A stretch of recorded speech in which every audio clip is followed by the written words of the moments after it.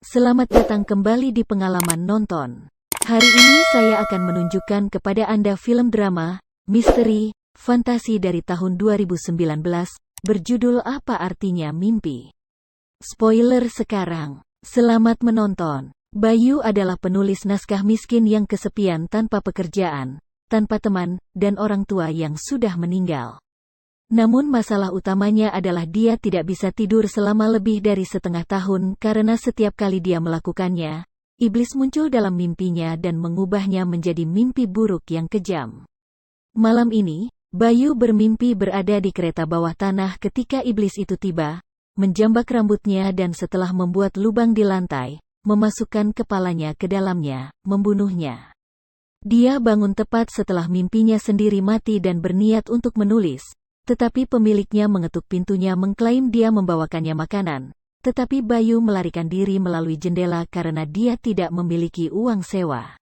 Saat dia berjalan-jalan, dia mengingat semua ahli yang dia kunjungi tentang masalah mimpi, psikolog, dokter, ilmuwan, pemuja agama dan sejenisnya. Mereka semua memiliki teori berbeda tentang apa arti dan arti mimpi, tetapi tidak ada yang konkret yang dapat membantunya dengan cara apapun. Dia berhenti di kios makanan dan meminta kerak telur tanpa telur karena hanya itu yang dia mampu. Tetapi pria itu tetap menambahkan telur sebagai suguhan gratis. Sementara dia menunggu makanannya selesai, dia melihat kafe di seberang jalan tempat Santi, gadis yang dia sukai, bekerja. Dia bertemu dengannya bertahun-tahun yang lalu ketika dia nongkrong di bar dengan beberapa teman dan dia ada di sana bermain dengan bandnya. Suara nyanyiannya indah, dan dia telah memikirkannya sejak saat itu. Setelah kerak telurnya siap, Budi duduk untuk menikmatinya, tapi dia tiba-tiba dikejutkan oleh Sandi, manajernya. Bayu mulai melarikan diri dan menjatuhkan kain kerupuknya di jalan, tapi dia terlalu lemah untuk melangkah terlalu jauh. Sandi akhirnya menangkapnya. Dia membawanya ke restoran di mana dia membuatnya menonton saat dia makan, memarahinya karena tidak menghormati kontraknya dan tidak menyerahkan naskah tepat waktu. Bayu mencoba menjelaskan insomnianya tidak memungkinkan dia untuk berkonsentrasi dan menulis, tetapi Sandi tidak mendengarkan dan menuntut naskah selesai dalam 10 hari. Setelah itu, Bayu kembali ke apartemennya hanya untuk menemukannya terkunci dan semua barangnya ada di lorong. Pemiliknya akhirnya mengusirnya. Dia pergi ke kafe untuk melihat apakah dia bisa menulis di sana, tapi dia terlalu lapar untuk berpikir dan akhirnya tertidur. Setan itu kemudian muncul di belakangnya, meletakkan rantainya di leher Bayu dan mulai membenturkan kepalanya ke meja. Sekali lagi, Bayu bangun di pagi hari setelah mimpinya sendiri mati, dan menemukan laptopnya telah dicuri. Setelah kehilangan alat kerjanya dan mulai merasa seperti dia tidak bisa membedakan mimpi buruk dari kenyataan, Bayu mengirim pesan kepada Sandi yang memberitahunya bahwa dia akan bunuh diri dan bersatu kembali dengan orang tuanya.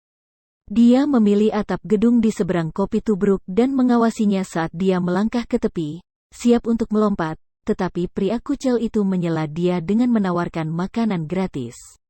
Pria itu bergabung dengannya di atap dan saat Bayu makan, dia memberitahu dia tentang pandangan orang yang berbeda tentang kematian dan mimpi, dan mencapai kesimpulan sederhana, ketika Bayu mengalami mimpi buruk ini, dia harus mengatakan pada dirinya sendiri, "Aku sedang bermimpi." Untuk bisa keluar dari mereka lebih cepat, Bayu tetap di atap mengawasi Santi sampai malam tiba, lalu dia menjual ponselnya untuk mendapatkan uang untuk membeli makanan. Dia pergi ke toko serba ada, di mana dia mempertimbangkan untuk mencuri beberapa barang tetapi berubah pikiran ketika dia menyadari dia sedang diawasi. Makanan yang dia beli dimakan di luar toko, di mana Bayu kaget karena tiba-tiba didekati oleh Santi, yang menunjukkan perhatian padanya. Ini terlalu bagus untuk menjadi kenyataan, dan Bayu dengan cepat melihat alasannya. Sandi sebenarnya adalah iblis, yang mulai mendorongnya ke kaca. Ini, bagi petugas toko, sepertinya Bayu mengalami semacam kepanikan. Menyerang. Setan itu mengambil Bayu dan saat dia menusuknya dengan pedangnya, dia melemparkannya melalui jendela. Bayu memegang pedang saat dia mengingat nasihat pria kucel itu dan mengingatkan dirinya sendiri bahwa dia sedang bermimpi, yang memungkinkan dia untuk bangun tepat di tengah-tengah terlempar. Dalam kehidupan nyata, dia juga terbang menembus pecahan kaca, dan saat dia tidak tertusuk, dia secara misterius menemukan pedang iblis di tangannya. Dia melarikan diri sebelum ambulans yang dipanggil petugas datang, dan dia tinggal di taman sepanjang malam, memeriksa pedangnya dan memastikan dia tidak bermimpi lagi. Di pagi hari, dia pergi ke pasar loak untuk menjualnya, dan semua keinginan pembeli untuk membeli membuatnya sadar bahwa dia memiliki sesuatu yang berharga di tangannya. Jadi sebagai gantinya, dia memutuskan untuk pergi ke Pegadaian, di mana mereka membayarnya dengan harga pedang yang sebenarnya 20.000. Sang Yu tidak membuang waktu dan mulai menghabiskannya. Dia membeli komputer baru, makan di restoran bagus, dan menginap di hotel mewah. Saat malam tiba, dia meminum beberapa obat tidur dan menunggu mimpinya yang biasa muncul. Mimpi ini juga terjadi di hotel, jadi dia meninggalkan kamarnya dan menjelajahi lorong, mengambil vas bunga dan berkata, "Aku sedang bermimpi, tapi tidak ada yang terjadi." Dia memutuskan untuk menjelajah lebih jauh dan saat itulah iblis muncul, mengejarnya dengan kapak emas raksasa. Setan itu memukulnya dengan senjatanya dan melemparkannya, menyebabkan cukup banyak luka. Tetapi setelah beberapa pukulan, Bayu berhasil mengambil kapak dan berkata, "Aku sedang bermimpi." Sekali lagi, dia bangun dengan senjata di tangannya dan tidak ada luka yang terlihat. Kapak itu dijual di Pegadaian yang sama dan uangnya segera dihabiskan lagi. Bayu mendapat pakaian bagus, mobil baru, dan menghabiskan malam dengan minum-minum bersama beberapa wanita di bar. Namun ketika dia kembali ke kamar hotelnya, dia tidak membiarkan mereka masuk bersamanya, dia hanya memberi mereka uang untuk taksi sebelum tidur. Malam ini dia mencoba trik baru, dia melihat foto-foto museum penting di sebuah buku sebelum tertidur, dan triknya berhasil. Karena mimpi itu terjadi di tempat yang persis sama dengan yang dia lihat di foto. Bayu melihat sekeliling, mengagumi semua barang antik, sebelum duduk menunggu iblis datang. Kali ini datang dengan senjata api, yang bertentangan dengan rencananya. Bayu mulai berlari dan menghindari peluru, tapi akhirnya setan itu menyusulnya dan membunuhnya. Bayu bangun di kamar hotelnya, tetapi karena dia tidak berhasil mengambil apapun, dia tidak ingin meninggalkan pekerjaannya yang belum selesai sehingga dia menelan pil tidur. Kembali ke mimpinya, dia mulai berlari lagi dan setelah menghindari beberapa peluru dengan lompatan luar biasa tertentu, dia mengambil 2 barang antik sebelum berkata, "Aku sedang bermimpi," dan bangun. Kali ini, Bayu membawa harta karun itu ke pedagang barang antik profesional yang berbisnis dengan kolektor kaya. Dia mendapat 2 juta untuk mereka dan beberapa pertanyaan tentang metodenya, tapi untungnya dia berhasil menghindari semuanya. Ketika dia meninggalkan toko, dia didekati oleh Sandi yang marah, yang mengira dia sudah mati. Bayu mengundangnya untuk makan di restoran mewah dan mengembalikan uang yang dia berikan untuk naskah, memberitahunya bahwa dia tidak menulis lagi. Keesokan harinya, dia akhirnya memasuki kafe remang-remang dan setelah memesan kopi tubruk, dia bertanya padanya apakah dia mengenalinya, tapi dia tidak. Dia juga bertanya mengapa dia menjual kafe remang-remang, dan dia menjelaskan itu karena dia tidak memiliki klien dan toko hanya menimbulkan hutang. Malam harinya, Bayu mabuk saat makan malam dengan Sandi, yang ingin mengetahui rahasia kesuksesannya. Sandi membawa Bayu kembali ke kamar hotelnya dan setelah menidurkannya, dia berpura-pura pergi, hanya untuk kembali dan melihat dompet dan buku cek Bayu. Dia tiba-tiba terkejut ketika Bayu bangun dengan rantai emas di tangannya dan sekarang dia tahu rahasianya, memohon temannya untuk membiarkan dia membantunya dengan bisnis barunya ini, yang Bayu pertimbangkan untuk sementara waktu. Keesokan harinya, Bayu membeli kafe remang-remang dan mengatakan kepadanya bahwa dia masih ingin dia menjalankannya. Mereka dapat berbagi pendapatan tetapi dia akan bertanggung jawab untuk menutupi kerugiannya. Untuk menunjukkan betapa bersyukurnya dia mengundangnya untuk makan malam, di mana mereka mendiskusikan bisnis baru mereka bersama dan Butar mengungkapkan kecurigaannya terhadap Bayu yang menginginkan lebih dari kesepakatan ini daripada sekadar uang. Sejak saat itu, Bayu melakukan petualangan mimpi secara teratur sementara Sandi melindungi tubuhnya yang sedang tidur. Beberapa mimpinya termasuk, misalnya, merampok bank, di mana dia menunjukkan seberapa besar kendali yang dia pelajari atas kekuatannya. Dia mulai melawan iblis kembali dan dia dapat memindahkan benda-benda dengan pikirannya. Dia juga mulai membawa kembali benda-benda yang lebih besar, seperti mobil merah. Beberapa waktu kemudian, kafe penuh dengan klien karena Bayu telah mengirim Sandi untuk membayar orang-orang di jalanan yang akan datang. Dia juga meninggalkan sekantong uang untuk pria krep sebagai ucapan terima kasih atas waktu dia berbagi makanan gratis dengannya. Setelah toko tutup, Bayu berjalan-jalan dengan Santi, yang menebak hanya berdasarkan beberapa kata bahwa dia adalah seorang penulis naskah. Bayu mulai mengantarnya pulang setiap hari setelah bekerja, dan suatu malam, dia membiarkan dia mengendarai mobil merah dari mimpinya, yang dia katakan padanya untuknya. Keberuntungan seperti itu membuatnya berasumsi bahwa dia adalah penulis naskah yang sangat terkenal. Saat dia mengemudi sepanjang malam, Bayu ingat hari dia bertemu dengannya. Setelah pertunjukannya, dia melihatnya menangis setelah bertengkar dengan mantannya, dan setelah itu, dia mengikutinya ke bioskop beberapa kali. Bayu memutuskan untuk membawanya ke bioskop saat ini, yang diterima Santi, tetapi itu juga membuatnya bertanya-tanya kapan mereka akan menonton film yang dia tulis. Tidak ingin terjebak dalam kebohongannya, Bayu menulis naskah secara nyata dan memberikannya kepada Sandi untuk dibaca saat dia bermimpi.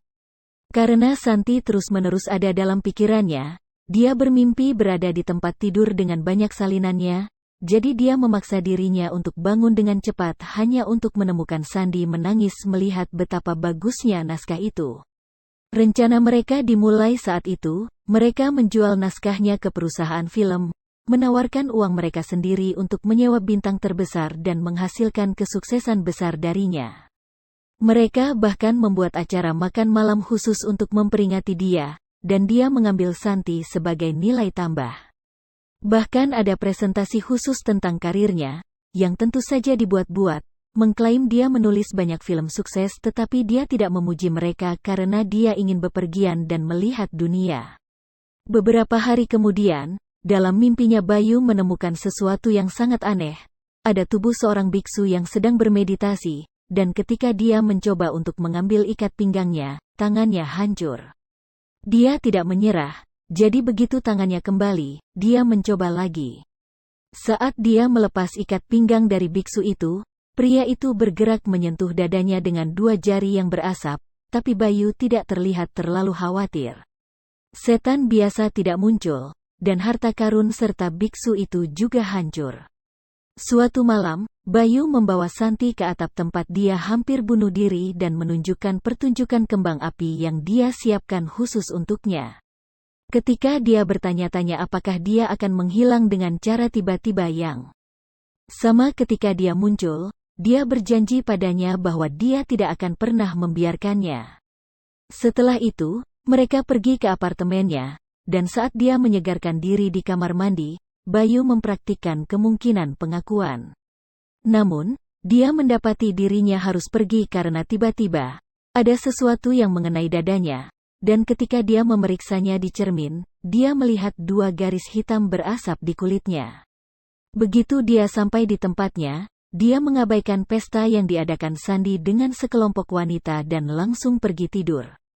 Sandi bersiap untuk mengumpulkan harta karun malam ini, tapi Bayu memberitahunya bahwa itu tidak perlu, kali ini dia tidur sendirian. Mimpi itu membuatnya muncul di gedung tinggi kosong dengan sosok misterius menunggu di balkon. Bayu mendekat dan menemukan itu adalah versi dari dirinya yang lebih tua yang sekarang hancur. Ketika dia bangun, dia menemukan dia memiliki bekas luka baru di bahunya, dan lebih banyak bekas luka muncul seiring berjalannya waktu, semuanya cocok dengan tempat di mana iblis telah menyakitinya dalam mimpi sebelumnya. Keesokan paginya, dia pergi menemui pria krep untuk melihat apakah dia punya saran lagi, tetapi ketika dia akan tiba di tujuannya, sebuah van muncul di sampingnya dan menculiknya. Ketika mereka akhirnya mengeluarkan tas dari kepalanya, Bayu menemukan dia berada di sebuah bangunan terbengkalai yang dikelilingi oleh sekelompok penjahat yang pemimpinnya adalah Jangki. Bayu memberitahu mereka bahwa dia akan membayar berapapun yang mereka inginkan dan setelah menyetujui 10 juta, dia menelepon Sandi dan memintanya untuk membawa uang itu. Namun ketika dia tiba, orang-orang Jangki mengambil uang itu dan Sandi juga, yang digunakan Jangki untuk bernegosiasi. Tidak punya pilihan lain, Bayu membawa seluruh kelompok kembali ke apartemennya bersama dengan Sandi yang tidak sadarkan diri, di mana dia menunjukkan kepada mereka kamar tersembunyinya dengan semua barang antiknya. Sementara Jangki mencoba membuatnya mengaku bagaimana dia mendapatkan semua barang langka ini. Seseorang tiba di gedung untuk menemuinya, itu adalah Santi. Resepsionis mengumumkan kedatangannya melalui interkom, jadi Bayu mencampakkannya di sana agar dia pergi demi keselamatannya sendiri. Melihat betapa kesalnya hal ini, resepsionis memberitahu dia bahwa pintu Bayu masih terbuka karena suatu alasan dan membiarkannya naik. Begitu dia keluar dari lift, salah satu preman menangkapnya dan membawanya ke tempat yang sama di mana mereka menahan Bayu. Jangki mulai menggodanya, mencoba masuk ke dalam kulitnya dengan menunjukkan Bayu telah berbohong, dan ini diterima dengan ketidaksetujuan dari salah satu anak buahnya, yang mengira mereka hanya akan datang untuk mengambil sejumlah uang. Sebagai hukuman atas kecerobohannya, Jangki mengenakan beberapa buku jari emas dan memukulinya sementara Sandi diam-diam mulai bangun. Ketika Jangki beralih ke Santi selanjutnya, dia menendangnya untuk membela diri, dan itulah kesempatan yang diambil Sandi untuk melompat dengan vas yang dia gunakan untuk memukul pria yang menahannya. Bayu menggigit preman yang menahannya dan berhasil melarikan diri, tetapi bukannya tanpa ditusuk terlebih dahulu.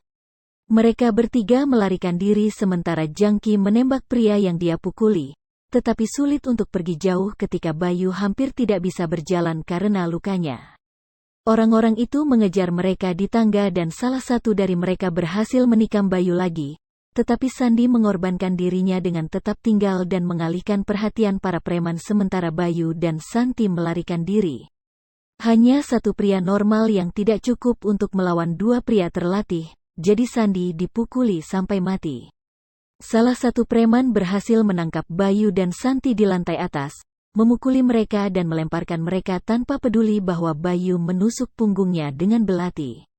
Keduanya pingsan dan Bayu tiba-tiba menemukan dirinya di reruntuhan misterius.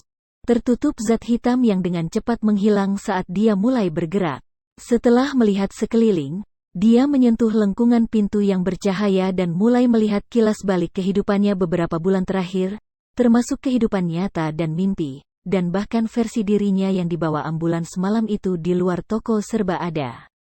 Setelah itu selesai, dia berjalan ke area dengan dinding kristal raksasa, yang mulai dia pukul sambil mengulangi, "Aku sedang bermimpi," berulang-ulang sampai dia pingsan karena kehilangan darah. Tiba-tiba, tubuhnya mulai berubah, dan Bayu mendapati dirinya menjadi iblis. Dengan parang yang muncul di tangannya, dia mulai memukul dinding kristal sambil menggambarkan dirinya sebagai iblis dalam berbagai percakapan yang telah terjadi tetapi memberi mereka perubahan. Alih-alih duduk di sana dan mendengarkan, dalam versi yang dia bayangkan ini, dia memukul tuan tanahnya. Dan Sandi karena tidak bersikap baik padanya. Saat tembok akhirnya hancur, iblis keluar di ruang tamu Bayu, tempat tubuh Bayu juga terbangun. Setan itu membunuh semua preman tanpa ragu-ragu, bahkan membuat senjata api anehnya muncul bila perlu. Kemudian dia mengejar Bayu, siap untuk membunuhnya juga, tapi dia bergumam, "Aku sedang bermimpi," dan semua barang antik yang dibawanya dari mimpi mulai menghilang, baik di apartemennya maupun di koleksi orang kaya. Bayu jatuh pingsan lagi, dan ketika dia bangun, dia menemukan dirinya kembali pada malam hari di luar toko serba ada. Santi menemukannya dan mengingatnya dari konser, jadi dia merasa kasihan padanya dan membawanya ke tempatnya untuk memberinya makanan asli. Saat dia makan sup mie, dia mengatakan kepadanya bahwa dia membaca ceritanya di majalah dan berpikir itu sangat bagus, dia hanya butuh sedikit keberuntungan untuk membuat terobosan. Sampai saat itu, dia menawarkan dia untuk bekerja di kafenya, yang menyebabkan dia hancur dan mulai menangis saat terungkap bahwa selama ini, Santi selalu tahu dia sedang mengawasinya. Beberapa waktu kemudian, saat mereka sedang bekerja di kafe, Santi memberi Bayu hadiah, laptop baru untuk dia tulis. Setelah itu, Bayu bertemu dengan Sandi di sebuah restoran untuk mengembalikan uangnya karena dia tidak dapat menulis naskah sesuai permintaan, dia hanya ingin menulis apa yang ingin dia tulis. Tidak hanya Sandi yang menolak uang itu, dia juga memberinya lebih banyak, karena dia berhasil menjual salah satu naskah lama Bayu. Untuk merayakannya, Bayu adalah orang yang akan membayar tagihan mereka. Berhari-hari kemudian, sekarang puas dengan hidupnya, Bayu pergi menemui pria krep untuk memesan makanan, jadi pria itu mengambil kesempatan untuk mengembalikan uangnya dan menunjukkan bekas luka di perutnya, karena dulu dia memilikinya. Kekuatan yang sama juga dan belajar hidup sederhana ini lebih disukai. Saat Bayu mendengarkan ceritanya, reruntuhan dari mimpi terakhirnya muncul di belakangnya, dan terungkap bahwa iblis baru yang membunuh preman telah mengikutinya sejak dia muncul kembali di toko serba ada.